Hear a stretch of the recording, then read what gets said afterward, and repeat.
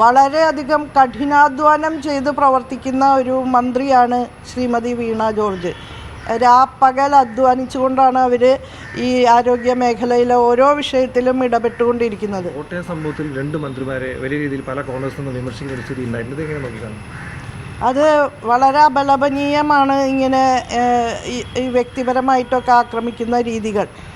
ഈ കെട്ടിടം പഴയ കെട്ടിടമാണ്, അവിടെ ആരും പ്രവേശിക്കേണ്ടതില്ല എന്ന മുന്നറിയിപ്പ് ഉണ്ടായിരുന്നല്ലോ. അതുമാത്രമല്ല, പുതിയ കെട്ടിടം കിഫ്ബി പദ്ധതി പ്രകാരം അവിടെ പണി പൂർത്തീകരിച്ച് അല്പദിവസത്തിനകം തന്നെ എല്ലാം അങ്ങോട്ട് ഷിഫ്റ്റ് ചെയ്യാൻ വേണ്ടി തീരുമാനിച്ചിരിക്കുന്ന ഒരു സന്ദർഭം കൂടിയാണ്.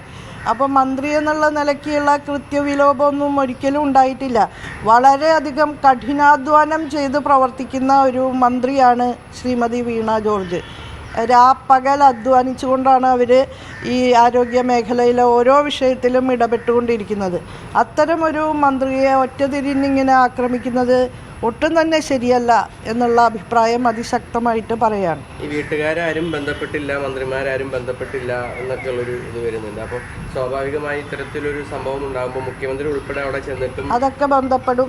വളരെ ഉത്തരവാദിത്തപൂർവ്വം ഇക്കാര്യങ്ങളിലൊക്കെ നടപടികൾ സ്വീകരിക്കുന്ന ഒരു മന്ത്രിസഭയാണെന്നുള്ളത്. ഇതുവരെ ഉണ്ടായ കാര്യങ്ങളിലൊക്കെ അത്തരത്തിൽ ഇടപെടുകയും വേണ്ട സപ്പോർട്ട് കുടുംബത്തിന് നൽകുകയും ഒക്കെ ചെയ്തിട്ടുണ്ട്. അത് തീർച്ചയായും ഉണ്ടാവും. അതിന് അതിൻ്റെ നടപടിക്രമങ്ങളുണ്ട്.